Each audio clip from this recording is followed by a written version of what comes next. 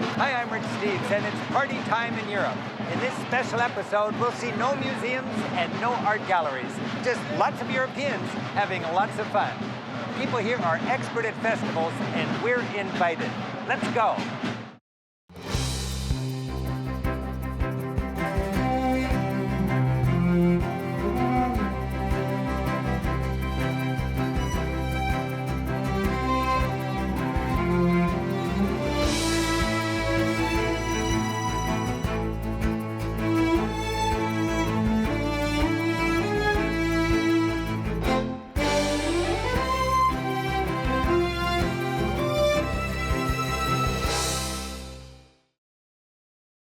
Europe has some amazing festivals, and as travelers, we're welcome to join in.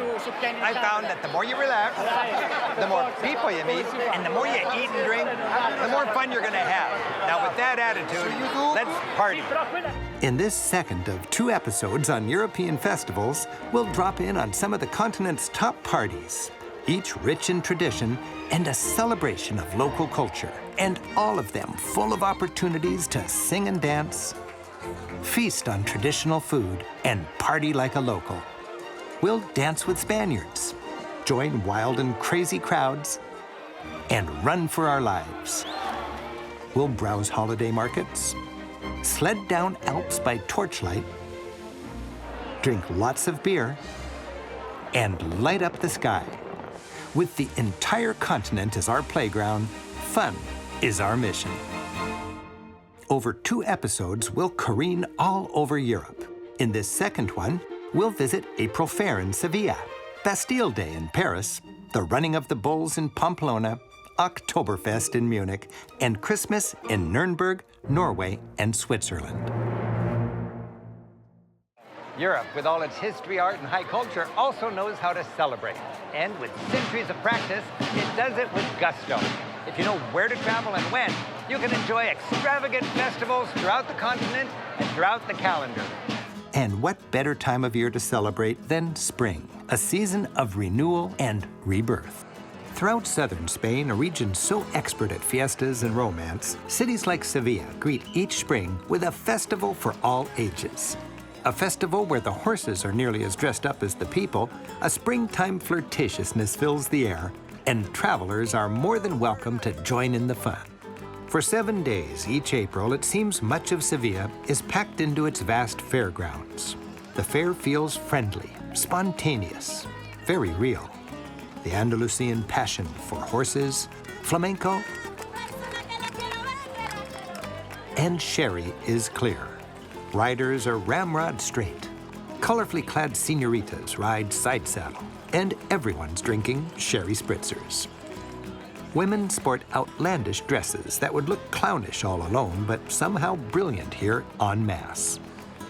Hundreds of private party tents or casetas line the lanes.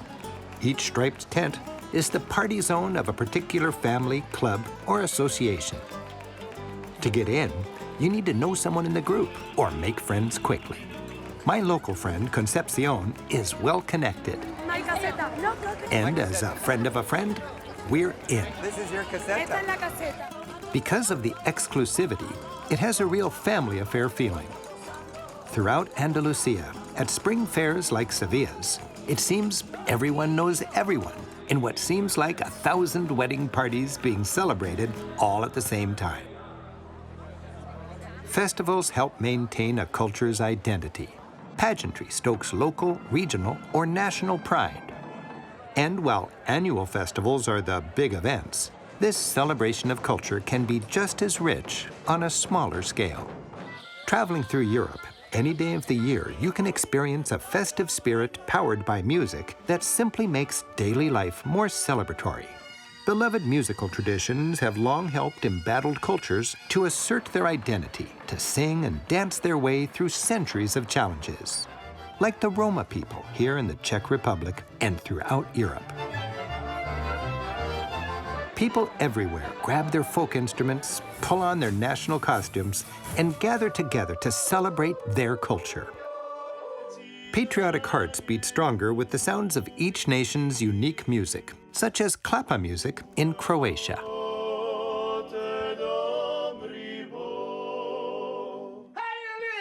or rousing folk songs in Romania.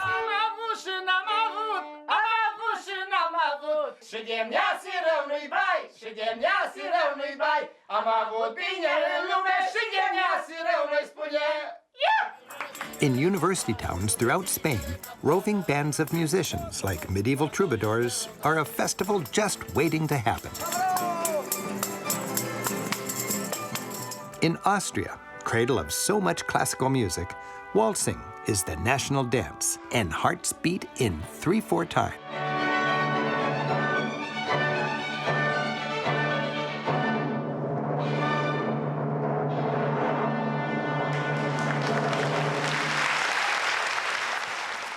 Colorful traditions are often rooted in a desire to stoke patriotism.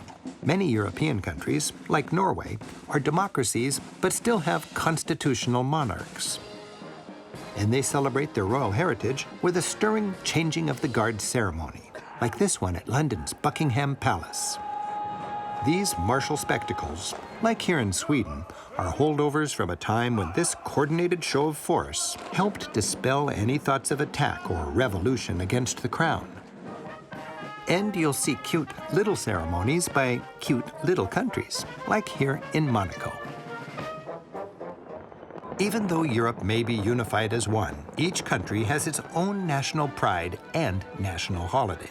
The most famous of these celebrates the violent end of a monarchy and the advent of modern democracy in France.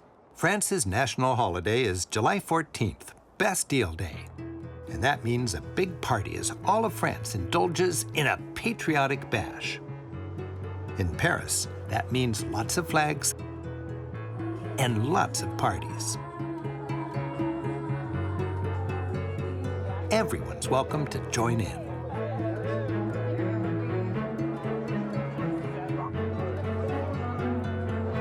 Like towns and villages all over the country, each neighborhood here hosts parties until late into the night.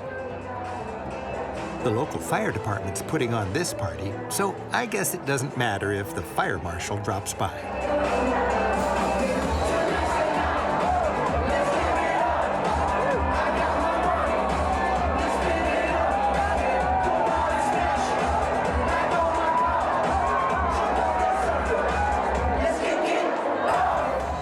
Each year, crowds pack the bridges and line the river as a grand fireworks display shares the sky with the Eiffel Tower.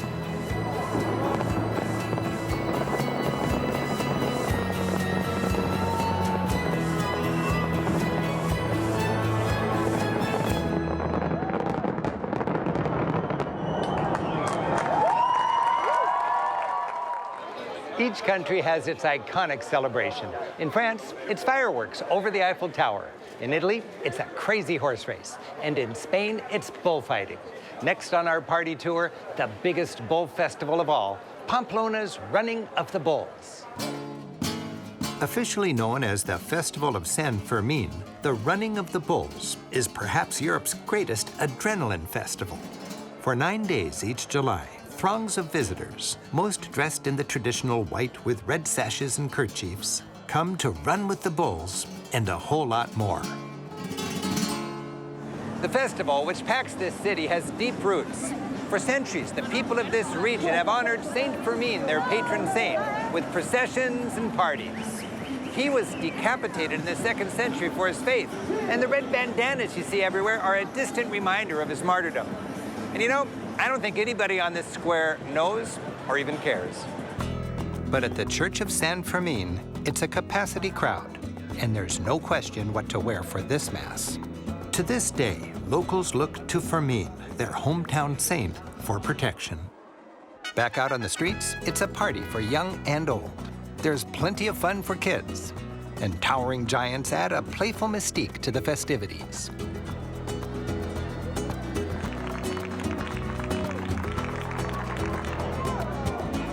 The literary giant Ernest Hemingway is celebrated by Pamplona as if he were a native son. Hemingway first came here for the 1923 Running of the Bulls. Inspired by the spectacle, he later wrote his bullfighting classic, The Sun Also Rises. He said he enjoyed seeing two wild animals running together, one on 2 legs and the other on 4. Hemingway put Pamplona on the world map. When he first visited, it was a dusty town of 30,000 with an obscure bullfighting festival. Now, 1 million people a year come here for one of the world's great parties. After dark, the town erupts into a rollicking party scene.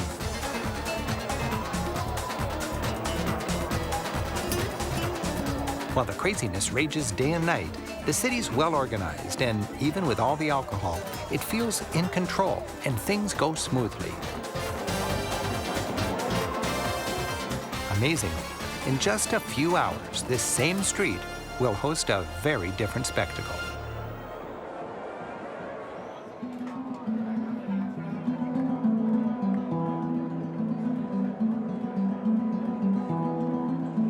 The running of the bulls takes place early each morning.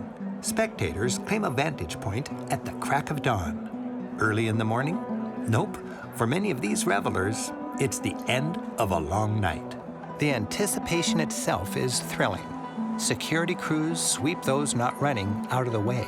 Shop windows and doors are boarded up. Fencing is set up to keep the bulls on course and protect the crowd. The runners are called mozos. While many are just finishing up a night of drinking, others train for the event. They take the ritual seriously and run every year.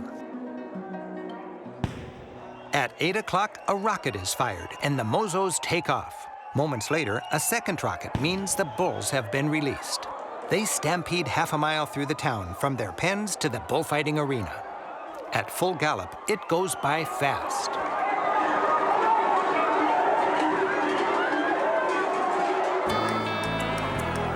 Bulls thunder through the entire route in just 2.5 minutes.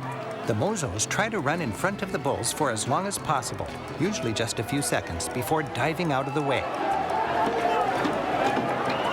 They say on a good run, you feel the breath of the bull on the back of your legs. Cruel as this all seems for the bulls who scramble for footing on the cobblestones as they rush toward their doom in the bull ring, the human participants don't come out unscathed. Each year, dozens of people are gored or trampled. Over the last century, 15 mozos have been killed at the event.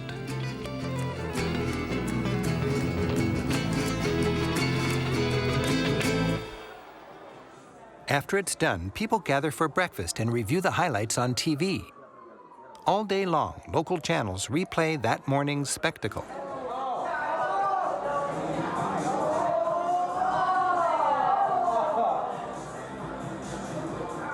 The festival's energy courses through the city. Overlooking the main square, the venerable Café Iruña pulses with music and dance.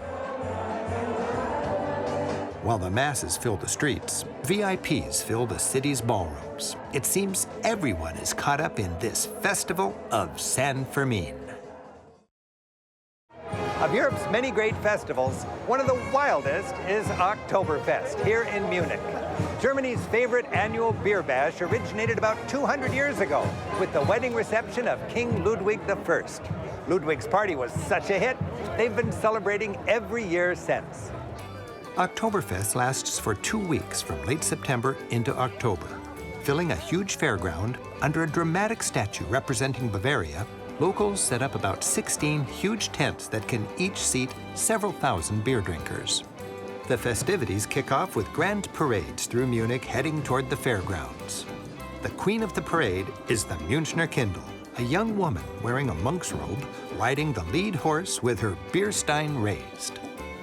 With thousands of participants, the parade seems endless. You'll see traditional costumes from every corner of Bavarian society. Elaborately decorated horses and wagons, along with keg-filled floats from each of the city's main breweries, entertain the crowds while making their way to the festival grounds. Revelers fill massive tents awaiting the grand opening. After trotting through much of Munich, the parade finally enters the fairgrounds. Dignitaries are formally greeted, and another Oktoberfest begins. From now on, for the next 2 weeks, it's a beer-fueled frenzy of dancing, music, food, and amusements. There's no better place to see Germans at play. The tents are surrounded by a fun forest of amusements. There's a huge Ferris wheel. The Five Loops roller coaster must be the wildest around. For locals and tourists alike, the rides are unforgettable and probably best done before you start drinking your beer. Inside the tent, the party rages day and night. Bavarian culture is strong here. Each of the tents has a personality. Some are youthful, some are more traditional. It's a festival of German culture. While there are plenty of tourists, it's really dominated by locals who look forward to this annual chance to celebrate Bavaria and its beer. Fast-moving waitresses hoist armloads of massive glasses. The beers are served in cherished glass mugs, each holding a liter of their favorite local brew.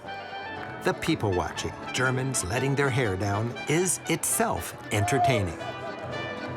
It's a slap-happy world of lederhosen, dirndls, fancy hats, and maidens with flowers in their hair.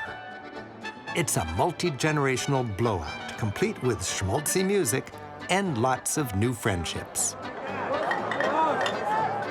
Rivers of beer are drunk and tons of food are eaten. Radishes, pretzels, lots of sausage, all served by saucy maids. While I was too tipsy to count, locals claim there are 6 million visitors, 7 million liters of beer drunk, 500,000 chicken cooked, and 100 oxen eaten. That's one truly memorable festival. Just a few weeks after Munich folds up its Oktoberfest tents, Germany celebrates in a different way by rolling out its Christmas markets. Perhaps the most beloved Christmas market is about 100 miles away in Nürnberg. Each Christmas, Nürnberg's main square becomes a festive swirl of the heartwarming sights, sounds, and smells of the holiday season. Long a center of toy-making in Germany, a woody and traditional spirit that celebrates local artisans prevails. Nutcrackers are characters of authority, uniformed, strong-jawed, and able to crack the tough nuts. Smokers, with their fragrant incense wafting, feature common folk like this village toy maker. Prune people, with their fig body, walnut head, and prune limbs, are dolled up in Bavarian folk costumes. Bakeries crank out the old-fashioned gingerbread, the Lebkuchen Nürnberg, still using the original 17th century recipe. Back then, Nürnberg was the gingerbread capital of the world, and its love affair with gingerbread lives on. Shoppers can also munch the famous Nürnberg bratwurst, skinny as your little finger, and sip hot-spiced wine.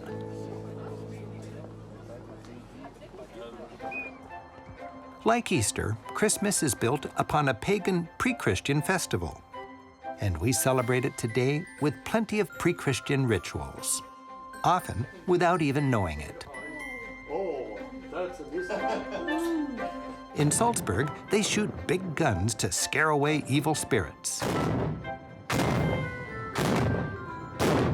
In the Tyrol, fathers bless their house as their ancestors did.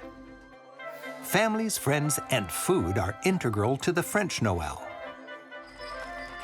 Winter brings a sense of magical wonder to Germany and Austria.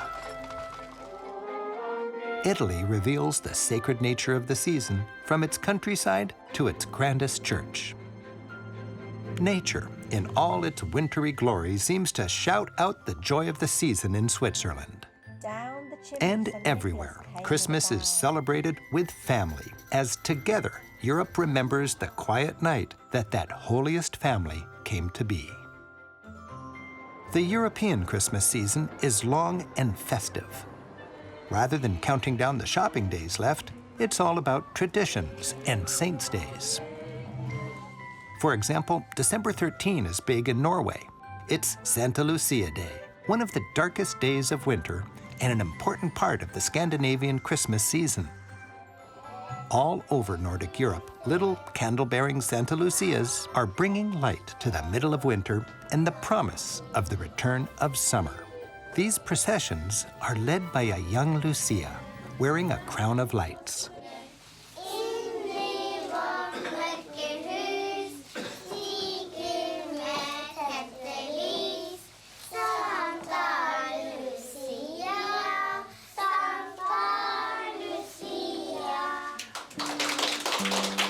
This home has housed widows and seniors for over 200 years, and today the kindergartners are bringing on the light in more ways than one. The children have baked the traditional Santa Lucia saffron buns, the same ones these seniors baked when they were kindergartners. Taking their cue from Santa Lucia, Norwegians, cozy in their homes, brighten their long, dark winters with lots of candles, white lights, you'll never see a colored one, and lots of greenery. And high in Switzerland, where the churches are small and the villages huddle below towering peaks, the mighty Alps seem to shout the glory of God. Up here, Christmas fills a wintry wonderland with good cheer. In these villages, traditions are strong. And warmth is a priority. Stoves are small, so firewood is too. My family has arrived for a Swiss Alps Christmas. They've joined me here in the tiny village of Gimmelwald. Our friends, Ollie and Maria, and their kids are giving my kids, Andy and Jackie, a good lesson in high-altitude Christmas fun.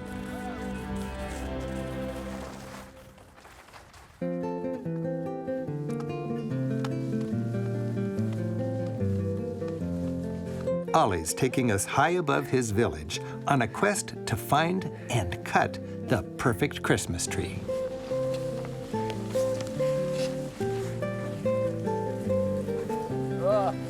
What do you think? I like your line, Ollie. Yeah, this is a good tree. I think we should cut it.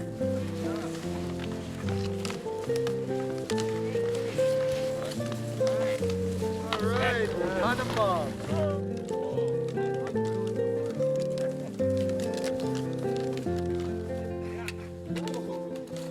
Still high above Gimmelwald, we're stopping in a hut for a little fondue.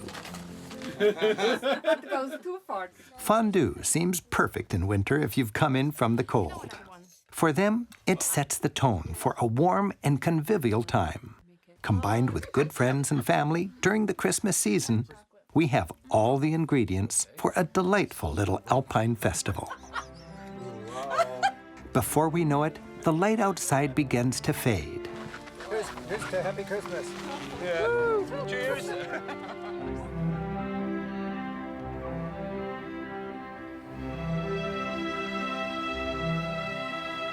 As the sun sets, we've got our tree and enjoy a fairy tale ride home to Gimmelwald.